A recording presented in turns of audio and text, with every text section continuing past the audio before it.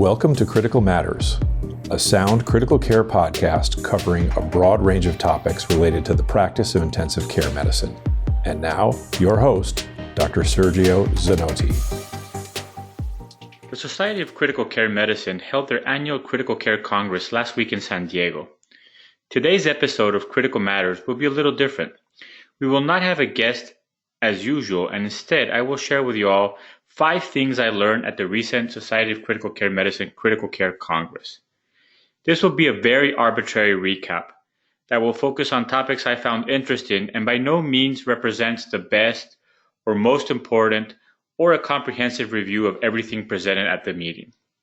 We will cover 4 important clinical trials that were published ahead of print and presented during the conference, and also some thoughts on ECMO. Links to the studies will be provided in the show notes, and I encourage you to read them as I will not dive deep into details during the podcast. So why don't we get started? Number 1, to bag or not to bag. Hypoxemia is the most common complication during tracheal intubation of critically ill patients and may increase the risk of cardiac arrest and death peri-intubation. Furthermore, critical ill patients are considered to have a higher risk of aspiration during tracheal intubation for many reasons. There's been 2 schools of thought in this camp. One is to bag patients from induction to intubation, and the other one is not to bag patients, to use rapid sequence intubation, and to minimize the risk of aspiration. This study really touches on a topic that I have not thought about a lot, but is a common occurrence in our daily practices. It's the bag mask ventilation during tracheal intubation of critically ill adults by the Prevent investigators in the Pragmatic Critical Care Research Group. It was published ahead of print in the New England Journal of Medicine and presented at the conference. This was a multi-center randomized controlled trial involving several academic centers in the United States. It had 401 adult critically ill patients that were undergoing tracheal intubation, and they were randomized to either ventilation with a bag mask device after induction to the point of laryngoscopy versus a different group that had no ventilation between induction and laryngoscopy. The primary outcome of this study was the lowest oxygen saturation observed between induction and 2 minutes after intubation. Secondary outcomes included the incidence of severe hypoxemia that was defined as a SAT of oxygen below 80% and evidence of aspiration by different means. So what did they find in this study? The median lowest oxygen saturation was 96% in the bag mask ventilation group and was 93% in the no ventilation group. The incidence of severe hypoxemia, as I said earlier, defined as a SAT below 80%, was 10.9% in the bag mask ventilation group and 22.8% in the no ventilation group. Both of these findings, both the primary outcome and the secondary outcome, were statistically significant. Regarding the aspiration events, aspiration, as reported by the operator, was 2.5% in the bag mask ventilation group and 4% in the no ventilation group. More objective measures of aspiration, such as a new opacity in the chest X-ray at 48 hours post-intubation, was 16.4% and 14.8% respectively. In other words, there was no significant difference in either of the aspiration measures. My practice has always been to bag patients, obviously pre-induction, but also post-induction, and I also minimize, when possible, the use of neuromuscular blockers. Now, I do understand that there's a lot of people who are very dogmatic about this and would argue that bagging after induction in critically ill patients who may not be NPO will increase the risk of aspiration, and they really think that that would lead to bad outcomes, which it certainly can. So they really proceed with rapid sequence intubation and no bagging after induction. I do believe, though, that this study, which was a very well-conducted study and answers an old question that occurs, I think on a daily basis, really would indicate that bagging is not only safe, but likely associated with less severe hypoxemia, with better oxygenation and no increased risk of aspiration as per this study. So my take-home message is to stay calm and keep on bagging. Number 2, how to titrate PEEP and ARDS. Decreasing ventilator-induced lung injury remains the cornerstone in the treatment of ARDS. Low tidal volumes help mitigate volume trauma, and PEEP has been proposed to mitigate atelectotrauma, or the trauma of those opening and closing alveoli. The best strategy to titrate PEEP remains unknown. This study was published ahead of print in JAMA and presented at the conference. It was titled The Effect of Titrating Positive End Expiratory Pressure, PEEP, with Esophageal Pressure Guided Strategy versus an empirical high PEEP FiO2 strategy on death and days free from mechanical ventilation among patients with acute respiratory distress syndrome. It was published by the EP-Vent 2 study group, and it was a large randomized study that involved 14 hospitals in North America. This study evaluated the potential clinical benefits of a PEEP setting strategy guided by lung dynamics as measured by esophageal pressures versus an empiric PEEP FiO2 strategy in adult patients with moderate to severe ARDS. Moderate to severe ARDS was based on Berlin definitions and a FiO2 to a PaO2 ratio of less than or equal to 200. This study included 200 patients, adult patients with moderate to severe ARDS, and they were randomized to either A, an esophageal pressure guided PEEP, and the idea here was that transpulmonary pressure, which is equal to airway pressure minus esophageal pressure, would be measured on a routine basis by the use of an esophageal balloon, and the goal was to titrate the PEEP to a transpulmonary pressure of 0 to 6 centimeters of water. That was one group, and the second group was an empirical high PEEP FiO2 table to set the PEEP, and that was based on basically a table that tells you for a given FiO2, this is the PEEP that you should utilize, and it was extracted from the Oscillate study, which is an earlier study in ARDS with oscillators. The primary outcome of this study was a ranked composite score that included death and ventilator-free days among survivors at day 28. And it's ranked because death had a heavier weight than ventilator-free days, but it was a composite outcome. And secondary outcomes included 28-day mortality, ventilator-free days, need for rescue therapy. So what did these investigators find? They found no difference in the primary outcome.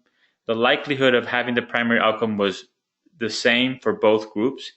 There was also no difference in the 28-day mortality or ventilator-free days among survivors, which were part of the secondary outcomes.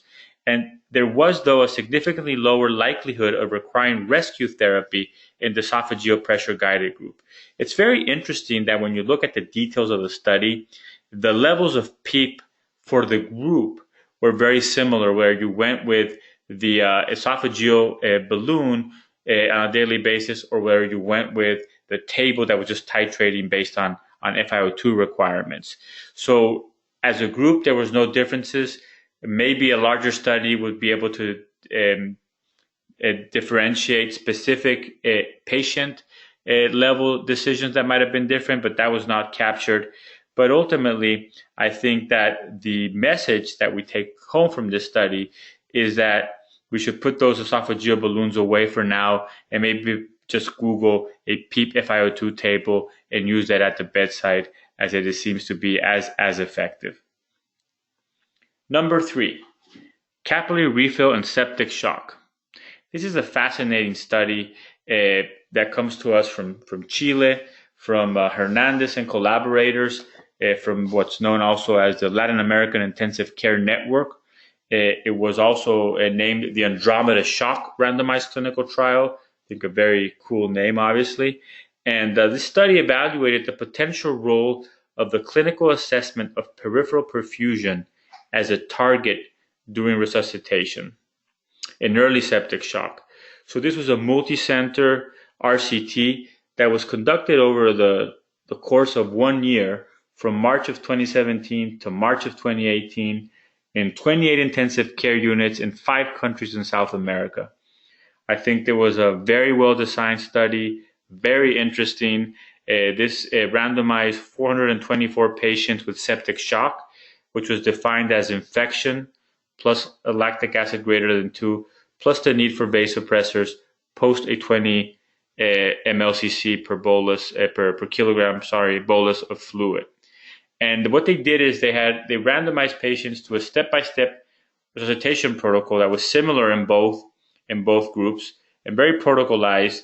And either they would aim that protocol to group A was normalizing the capillary refill time, which was measured every 30 minutes. They had a very defined way of measuring capillary refill. They would use a glass slide, press on the right index finger nail bed for 10 seconds, press with pressure till the nail bed is white.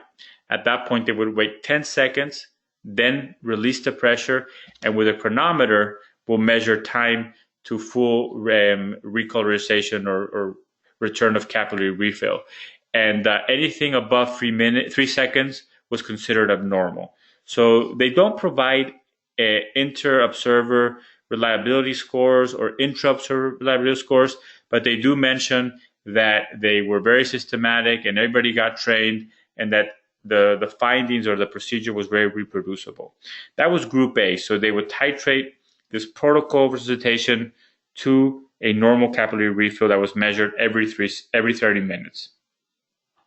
Group B was resuscitation that was titrated to normalizing or decreasing the lactate levels.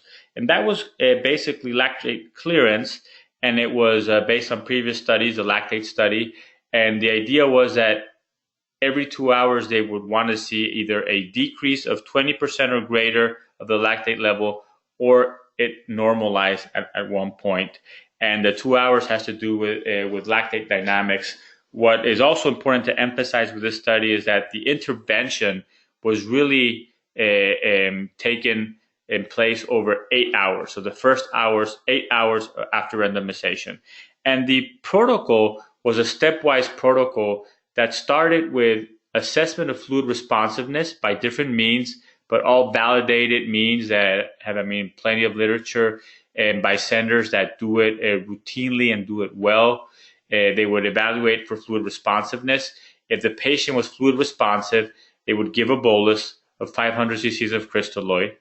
They would reevaluate the patient in 30 minutes in the capillary refill time, and at 2 hours with the lactate group. And at that point, if they were still fluid responsive and the lactate was either not normal or not decreased by 20%, or in the capillary refill group, if the capillary refill was abnormal, they would do another bolus of fluid, and they would continue giving fluid until the patients either were not fluid responsive or they met a preset safety parameter based on CVP or other safety parameters, in which case they would go to the second step of the protocol, which was a vasopressor challenge. And in these patients, what they would do is they would, in patients who were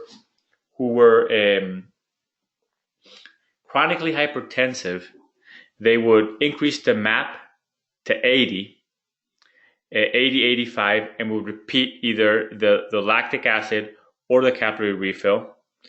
If there was no change, they would go back to the previous MAP of 65. And if there were changes, they would continue at that MAP till things normalize.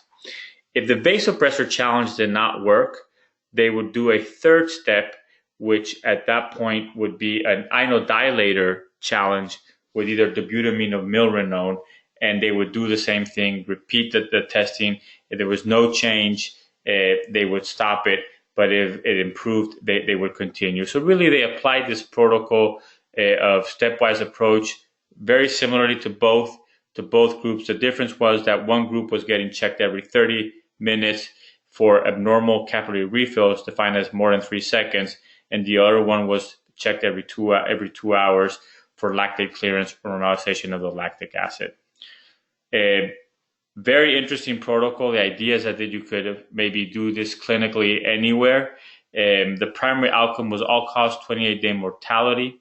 The secondary outcomes were organ dysfunction at 72 hours, measured by the SOFA score, the sequential organ failure assessment score, death within 90 days, mechanical ventilation, renal replacement therapy, and vasopressor-free days within 28 days, and also they looked at ICU and hospital length of stay. So what were the results? Mortality by day 28 in the peripheral perfusion group was 34.9%.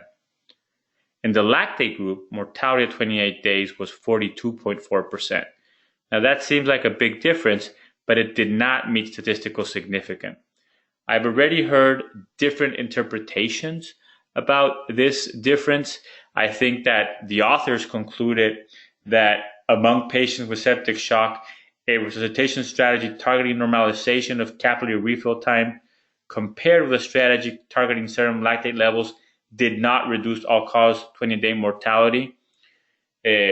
Discussions that I've heard, questions in the audience, and also the editorial by Derek Angus talk about the potential for this study being underpowered, obviously, and that perhaps the calculation they made for the difference in mortality was too aggressive. But I think at the end of the day, even though the numbers look significant, if it didn't meet physical significance, it's hard to say that this is something that we can really hang our hats on. Organ failure as measured by the SOFA at 72 hours was lower in the peripheral perfusion group, and all the other secondary measures were similar among both groups with no statistical difference. I think that it's a great study. I think it obviously also great that it's coming from Latin America. They did it with in a good time. They seem to have very strict adherence to the protocol. It was well organized. But the take-home message, I think, for me is that even though this is very interesting, it doesn't provide enough information to change our practices, I believe. Definitely intrigued by this vasopressor challenge and the increased MAP and the hypertensive patients. We're going to have to see, more about that. And hopefully more studies along these lines will come and maybe provide us with some much needed guidance into what is the best way to titrate our resuscitation. I think that a general feeling discussing with colleagues at the meeting and afterwards is that we probably went overboard with fluids. Now we're trying to come back to center. There's probably a right amount of fluid that needs to be given early. Same thing with vasopressors. We just don't have, I think, the precise tools to figure that out yet, and hopefully that will come soon. Number 4, is more better for DVT prophylaxis? DVT prophylaxis is a daily item of discussion in critically ill patients and during rounds. Current data would suggest that chemical prophylaxis is superior to mechanical prophylaxis, which is superior to no prophylaxis in terms of reducing the incidence of thromboembolic disease and DVT. This was a very interesting study that was published in the New England Journal of Medicine ahead of print. It was conducted by the Saudi Critical Care Trials Group. The study evaluated the question of whether adjunctive intermittent pneumatic compression in critically ill patients receiving pharmacological DVT prophylaxis would result in lower incidence of DVT than pharmacological prophylaxis alone. This was an RCT with over 2,000 patients. It was included critically ill patients, adult patients that were randomized to Group 1 was intermittent pneumatic compression plus pharmacological prophylaxis in the way of either low molecular weight heparin or sub-Q heparin at prophylactic doses versus Group 2, which is the control group, which is pharmacological prophylaxis alone. The primary outcome of this study was a new proximal lower limb DVT, which was evaluated or diagnosed by twice-weekly ultrasounds, and that would occur after day 3 of enrollment in the study until the ICU discharge, death, attainment of full mobility, or day 28, whichever occurred first. What did they find? They found no difference. So there was absolutely no difference in terms of all the outcomes that they measured in between groups where you did a intermittent pneumatic compression plus pharmacological prophylaxis versus pharmacological prophylaxis alone. Now, intermittent pneumatic compression, like everything we do in medicine, is associated with some risk. It's not a high risk, but there can be problems. And I think it just added cost to the hospital stay. So from a value perspective, I think that if it's not going to improve outcomes, it probably doesn't justify the addition of. So in terms of take-home message, I believe that if your patient is already on pharmacological prophylaxis, you're in good shape, and there's no need to add additional mechanical prophylaxis for those patients. So I think that those were 4 of the several studies that were presented. I think that were all obviously major studies. Unfortunately, a lot of them or most of them were negative, which I think speaks to the difficulties of conducting clinical trials and raises the question that we've discussed on previous episodes of this podcast with some of our guests of the true value or the true role that randomized clinical trials have in providing the answers that we need to move our care forward. So again, I think that disappointing that these studies were all negative basically, but I think that there's a lot to learn, and I think that there's some positives. And as you read these studies yourself and dive into some of the details, I think there's a lot of insights that you can get that might not radically change your practice, but definitely can improve the way we care for patients. So number 5 is some thoughts on ECMO. There seem to be a lot of sessions on ECMO. So every day there seem to be sessions on ECMO. I think there was a plenary by Dr. Bartlett, who's one of the pioneers of this technology, which I think was a wonderful overview of the history of ECMO. We talk about it all the time as a new thing, but it's been around for decades. And I think that it's just interesting to see the perspective of a man who's dedicated his life to advancing this therapy for very sick patients. However, I do think that it's very interesting when you go to different sessions and you see the pro cons or people presenting what they're doing with ECMO and their beliefs. And I figure that after listening to a lot of sessions, a lot of which were very interesting, I come up with 5 quick thoughts for the podcast. So number 1 is that ECMO is like LeBron. There are fans in capital letters and there are haters in capital letters.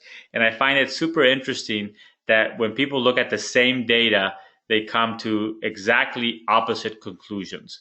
One is that Eolia was a positive trial, that we should be doing ECMO left and right. And the other one is that Eolia was a negative trial and that there should be some pause in terms of where ECMO falls, at least for acute respiratory distress syndrome.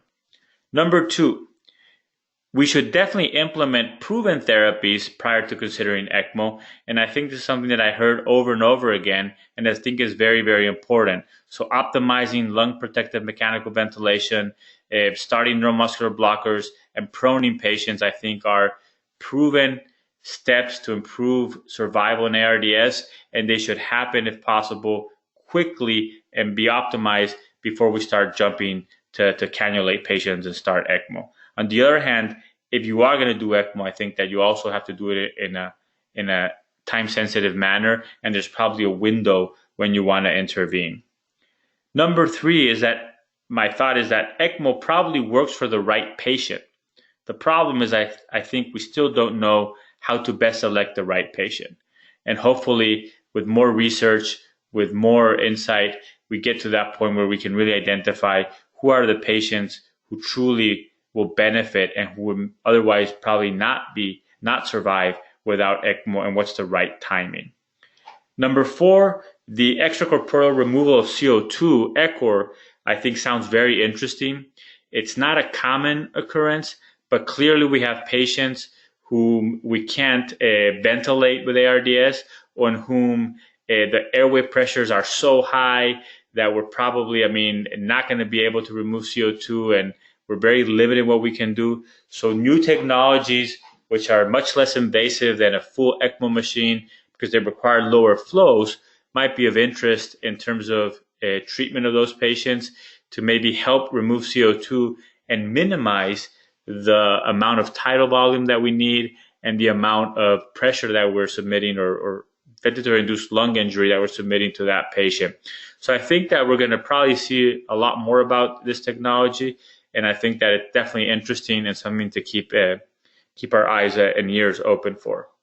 And number 5 is that centers that do a lot of ECMO probably can do it very safely. However, centers who don't do enough probably harm patients. And I think it raises the question of how do we get competent versus should we regionalize care to centers that are doing a lot of ECMO. Another very interesting point, I think, for our audience in community hospitals is that the average time of support on the Eolia trial for patients with respiratory distress requiring ECMO was around 15 days. In some hospitals where it ties up perfusion, that might be a big deployment of resources. And I think it raises at least the question of should we be trying to regionalize ECMO care to large centers that are equipped and that can do ECMO for prolonged times versus should everybody try to get better at it and you have a lot of centers in the same region doing a handful of cases of ECMO every year. So I think that ECMO is not going away. Clearly, we're going to hear a lot more about it, but it was just something I wanted to touch base on because I think there was a lot of sessions and definitely there seems to be a lot of interest. We will definitely have a ECMO dedicated podcast coming up soon, so stay tuned for that. I think that in customary fashion for Critical Matters, I wanted to end with some closing questions, which are the questions we always ask our guests in terms of tapping into their wisdom. But I thought I would do it, since I'm asking myself, with a little bit of a twist, and I would really do it around SCCM and the annual conference. So the first question is, what book did I read during SCCM?